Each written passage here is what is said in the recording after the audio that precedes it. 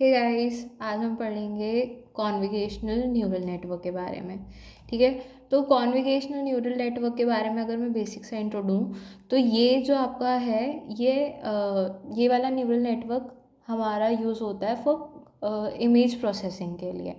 ठीक है, तो इसमें हमारा ये एक advance version of artificial neural network और उसका एक बेसिक सा ये डायग्राम रहता है जिसमें we have to input layer जिसमें हम इमेज को इनपुट करते हैं। Then we have this convolutional layer जहाँ पे हमारे फिल्टर्स या फिर कर्नल्स को हम इम्प्लीमेंट करते हैं और उससे हमारी इमेज को पास करते हैं। ठीक है, उसके बाद होता है max pooling layer. Pooling layer basically हमारी होती है for reducing the size of the image. और फिर आती है हमारी डेंस लेयर और लास्ट में आउटपुट हमारे पास आ जाता है। अब हम बात करेंगे कि कॉन्वोकेशनल लेयर काम कैसे करती है। ठीक है, कॉन्वोकेशनल न्यूरल नेटवर्क जो होते हैं वो टाइप ऑफ न्यूरल नेटवर्क्स होते हैं जो कि हमारे शेयर करते हैं पैरामीटर्स को।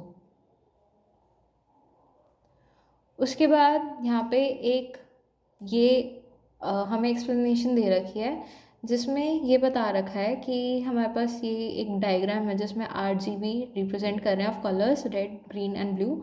और उसके बाद हम विड्थ, हाइट एंड ब्रेड्थ इसमें दे नहीं रखे है, ये सिर्फ ब्लू से ब्रेड्थ ही रिप्रेजेंट होगी।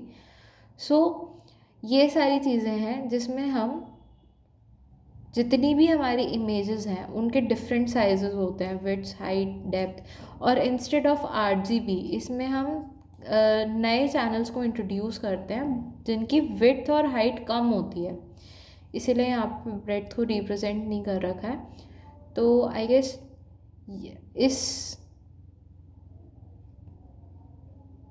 इसी ऑपरेशन को हम कॉन्वोकेशन बोलते हैं।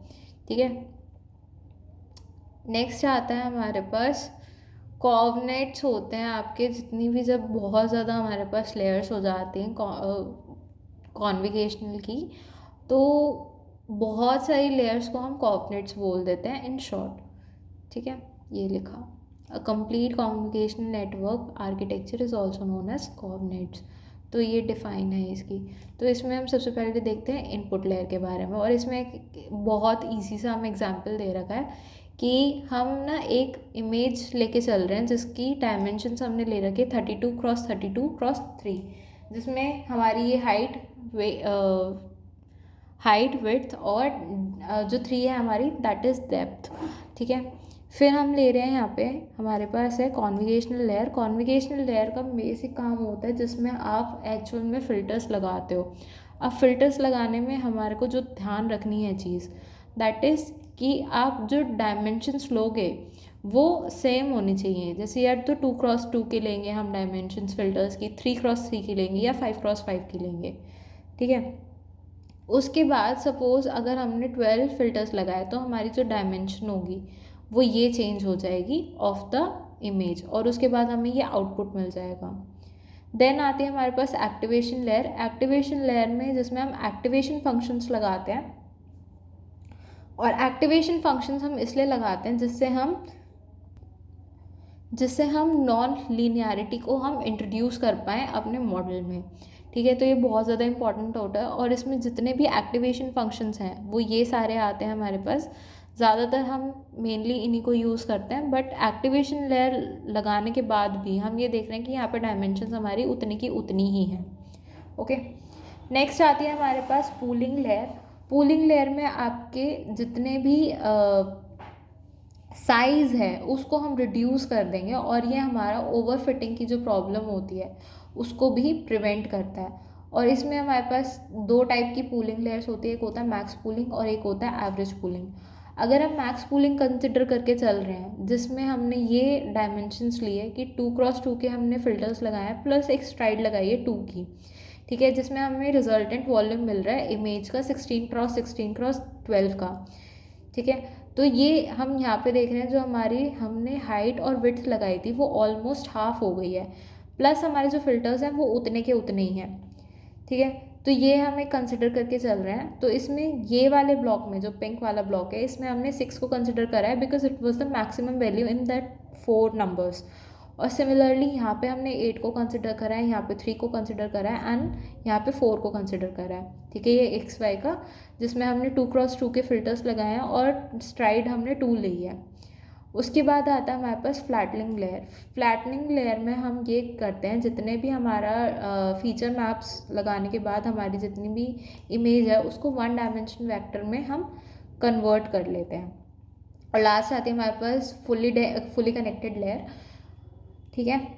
ये हमारा एक आउटपुट लेयर से एक प्रीवियस लेयर होती है, जिसमें इस टाइप का कुछ ये रहता है, इसमें पूरा हमें बता रखा है।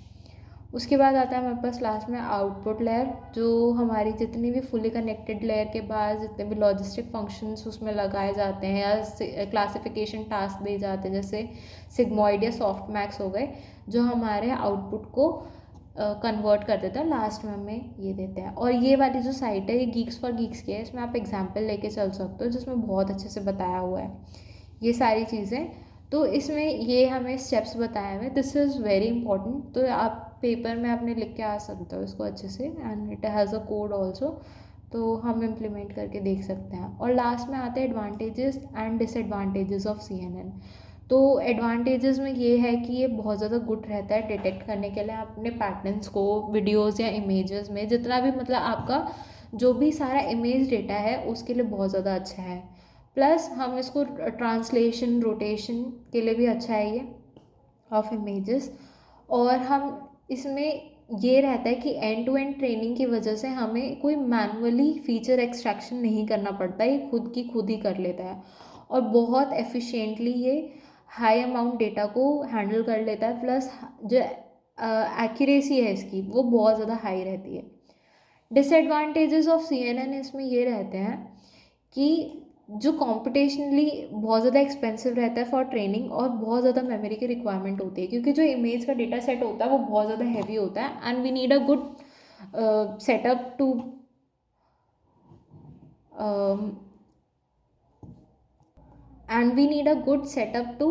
Handle all that thing.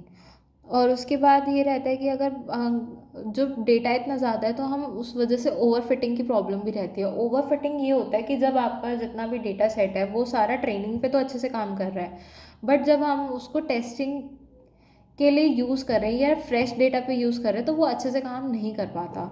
और इसमें हमारे पास large amount of label data भी चाहिए और इंटरप्रिटेबिलिटी इसकी बहुत ज़्यादा लिमिटेड रहती है, तो हार्ड रहता है। तो ये this was all about the CNN।